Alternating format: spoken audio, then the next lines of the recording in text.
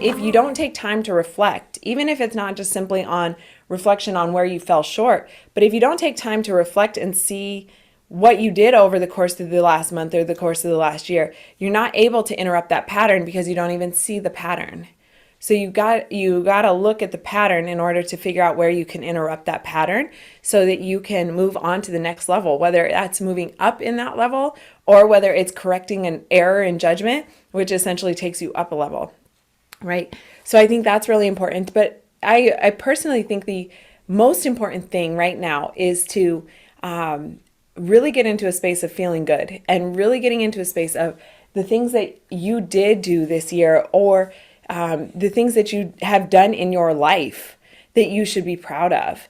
You know, I can remember very clearly a year where, you know, we didn't set the goals at the beginning of the year because we didn't really feel like it. And then we got like halfway through the year and we just didn't feel like doing it anymore because we didn't want to look at what we were doing because it was not really in alignment with who we were or what we were doing. Like it just didn't make sense. And so then at the end of the year, it was really easy to get down in the dumps about it, and just be like, New Year's resolutions are dumb. I'm not going to do this. But then it was like, wait a second, you know what? The following year, we tried that January 1st, trying to do those New Year's resolutions, and it just didn't seem to come together. It felt very surface. And then by February, we got it together and we said, you know what? This is the pattern we want to interrupt. There's something happening here and it's not serving us. And so we need to interrupt this pattern right now. And so that's exactly what we did. And I recognize that was when it was so clear that New Year's resolutions don't have to start on January 1. They are something that can start any day of the year because every day of the year is the very first day of a brand new year. So whether it's February 22nd or it's June 16th or it's December 1st, you have the ability to change your direction. Your destination might not change overnight, but your direction changes overnight.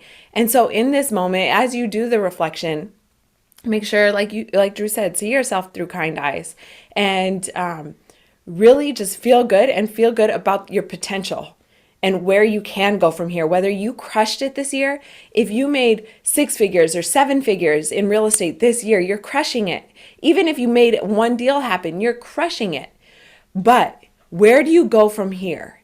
Where do you go? And just that potential to go from where you are to where you want to go, is that in itself is exciting, and that should feel good. And if it doesn't feel good, then that's not the right goal for you. That's not the right next step.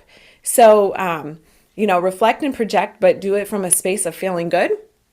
Do it from a space of gratitude. Do it from a space of confidence and knowing that you can do this. A lot of times we may not have the confidence, we may not have the belief in ourselves to be able to say that we are going to hit this particular goal.